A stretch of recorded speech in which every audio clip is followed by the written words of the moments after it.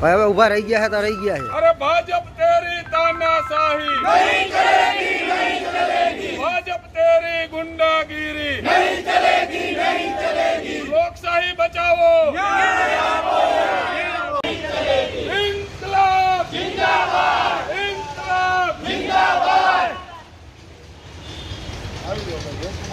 કે જિલ્લા પંચાયતના બેલેટ યુનિટ સાથે તાલુકા પંચાયતનું કંટ્રોલ યુનિટ જોડાઈ ગયું અને તાલુકા પંચાયતના બેલેટ યુનિટ સાથે જિલ્લાનું કંટ્રોલ યુનિટ જોડાઈ ગયું। આ એટલા બધા મતદારોએ સોગંદનામું કરી અને સોગંદપૂર્વક જાહેર એવું કરે છે કે અમે જે મત આપ્યા એ ઉમેદવારને મત મળ્યા નથી। સાહેબ એક જ ગામના બે સ્થાનિક ઉમેદવાર હોય, જગાભાઈના પરિવારના ત્યાં 600 મત છે, તો એ એક જ ગામમાં સાહેબ એમને 49 મત મળે અને બીજે બધેથી ખૂબ મતો મળે, આવું કોઈ દી ના બની। અને એમના પરિવારના લોકોએ સાહેબ આ સોગંદનામું કરીને આપ્યું છે। એમની મતદારોની વ્યથા છે, બે મતદારો એમની વાત રજૂ કરી દે। ભાઈ આવો તિરુપતિ આવી જાઓ, આ બાજુ મતદારો બે આવી જાવ અને બધાને અંદર બોલાવી લ્યો, કોઈ બહાર ના રહે। રાખજો એક જ મિનિટ સર આ બાજુ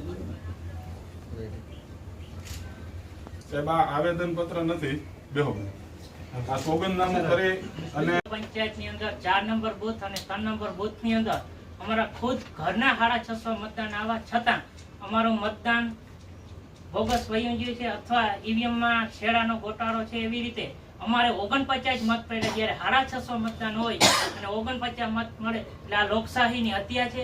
એટલા માટે અમે આ 650 જણાના સોગંદનામા સાથે આપને આપવા વિનંતી કરી છે કે અમારા તમામ મતદારો છે એની સાયન્સ શીખી અમે લઈએ। જિલ્લા પંચાયતની સત્તામાં ફરક નથી પડી જવાનો, પણ સિંગલ ગામને જે ભાજપે ચેલેન્જ આપી છે એ ચેલેન્જ આપણે ઉપાડવાની વાત છે। સિંગલ ગામને એવું કહેવામાં આવ્યું કે તમારા મત નથી જોતા, તમે મત નહીં લો તો પણ અમે વાયરના ગોટાળા કરીને લઈ લો।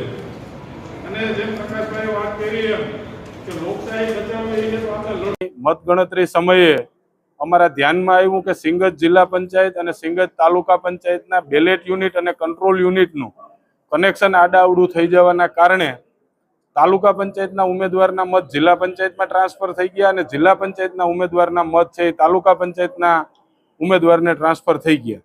મતગણતરી સમયે પણ સ્ટ્રોંગ રૂમમાંથી જ્યારે બેલેટ યુનિટ લઈ અને મતગણતરી ટેબલે લઈ આવ્યા ત્યારે પણ જિલ્લા પંચાયતની પેટીમાંથી તાલુકાનું યુનિટ મળી આવ્યું અને તાલુકા પંચાયતની પેટીમાંથી જિલ્લાનું યુનિટ મળી આવ્યું। આ બાબત સીધી શંકા ઉપજાવે એવી છે કે મતોનું હેરાફેરી થઈ છે।